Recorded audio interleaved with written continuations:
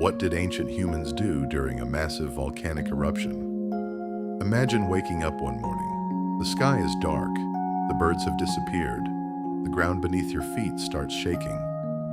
You look around, confused, because something is terribly wrong. There are no phones, no cars, no buildings, no emergency alarms.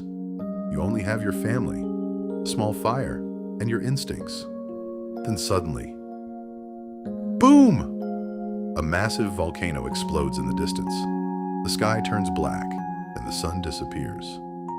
But this is not a movie. This actually happened around 74,000 years ago. Today, we're traveling back in time to witness one of the greatest survival stories in human history. Meet Karo. He wasn't a king. He wasn't a superhero. He was just an ordinary hunter trying to keep his family alive. Every morning, Karo searched for food, collected firewood, and protected his tribe. Life wasn't easy. Dangerous animals lived everywhere. But at least the world made sense, until one terrible day. The birds stopped singing. The animals became restless. Even the wind felt strange. Deep beneath the earth, enormous pressure had been building for thousands of years. Then, everything changed. The Toba Supervolcano exploded. It became one of the largest volcanic eruptions in Earth's history. A gigantic cloud of ash shot high into the atmosphere. The ground shook violently. Huge rocks flew through the air. Within hours, the blue sky disappeared. Ash covered the forests. Rivers became polluted. Breathing became difficult. Plants started dying. Karo knew they couldn't stay. He gathered his family. Together with the rest of the tribe, they began running away from the volcano. But where could they go? There were no maps, no roads, no safe shelters, only uncertainty. As they traveled, ash continued falling from the sky. At first it looked almost like snow. But this wasn't snow. Tiny volcanic particles filled the air. Every breath became painful. Their eyes burned.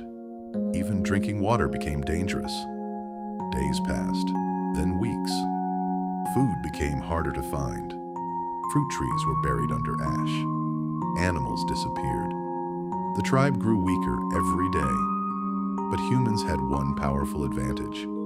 They worked together. Some searched for clean water. Others hunted. Others protected the children and elders. Everyone had a job. Because survival wasn't about one strong person. It was about an entire community helping one another. Eventually, Karo discovered a cave. It wasn't comfortable. It wasn't warm. But it protected them from the deadly ash. Inside, they built a small fire. For the first time in many days, they felt hope. Months passed. The climate became colder. Scientists believe the eruption may have cooled Earth's climate for years. Life remained difficult. Then one morning, Karo noticed something incredible. A tiny green plant was growing through the gray ash. Life was returning. Nature was healing. Slowly, animals returned. Rivers became cleaner. The forest began growing again. Karo and his people learned to adapt. They followed animals to find food. They built stronger shelters. They created better stone tools. Every challenge made them smarter. Every mistake became a lesson. Most importantly, they learned the value of cooperation, sharing food, protecting each other, working as one. Scientists still debate exactly how much the Toba eruption affected early humans. Some believe only a few thousand people survived. Others think the impact was less severe. But everyone agrees on one thing. Our ancestors survived. They refused to give up. Generation after generation. Their descendants spread across the world. Eventually, their story became our story. Now imagine if a supervolcano erupted today. Would we survive? Modern technology would certainly help.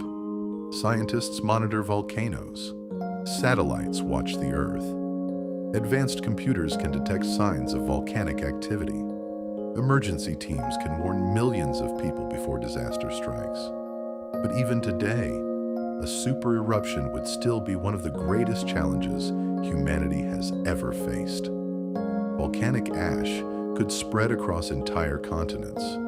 Airplanes would be unable to fly safely. Farms could struggle to produce food. Global temperatures might fall for months or even years. Supply chains could break down. Millions of people could need emergency assistance. However, there is one important difference between us and our ancient ancestors. They faced disasters with only simple tools. We face them with science, technology, and global cooperation. Scientists from different countries can work together. Doctors can help the injured. Engineers can rebuild damaged communities. Governments and aid organizations can deliver food and clean water. Humanity is stronger when it stands together. That has always been our greatest strength. Nature is incredibly powerful. A single volcano can reshape landscapes. It can change climates. It can affect life across the planet. But history has shown us something equally powerful: the human spirit. Again and again, humans have faced impossible challenges. Ice ages, droughts, floods, earthquakes, volcanic eruptions, and every time, people learned, people adapted, people survived. 74,000 years ago, the sky turned black. The earth shook beneath human feet. The air became difficult to breathe. Hope nearly disappeared. But humanity endured. Not because we were the biggest. Not because we were the fastest. Not because we were the strongest. We survived because we worked together. We never stopped learning, and we never gave up. Every family alive today carries the legacy of those ancient survivors. Their courage lives on through us. Their determination shaped the future of our species. The next time you look up at the sky, remember that your ancestors once looked at the same sky covered in ash. They faced fear with courage. They faced uncertainty with hope. And because they survived, you are here today. If you enjoyed this journey through one of history's greatest survival stories, don't forget to like this video and subscribe for more amazing stories about history, science, and the mysteries of our world.